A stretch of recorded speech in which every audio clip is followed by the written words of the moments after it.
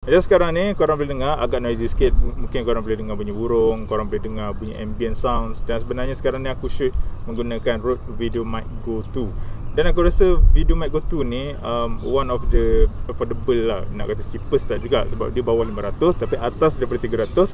Tapi kalau korang yang always shoot run and gun, korang nak shoot ambient, which is ambient sounds like bunyi-bunyi dekat luar sekarang ni, ataupun korang nak buat untuk interview, which is untuk small spaces.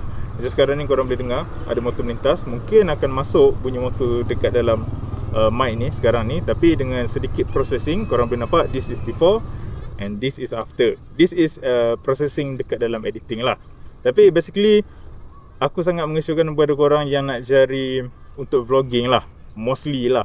Sebab aku rasa sekarang ni kalau nak vlogging, nak pakai dekat sini, sometimes kita terlupa nak on dan cepat habis bateri. Dan macam Rode VideoMic Go 2 ni, dia tak ada built-in battery. Dia just directly dengan korang punya kamera. So easy to set up, easy to bring, dan dia sangat-sangat kecil. So Rode VideoMic Go 2 ni aku rasa sesuai lah kalau korang nak cari untuk vlog, untuk ambient sounds, ataupun untuk run and gun punya situation.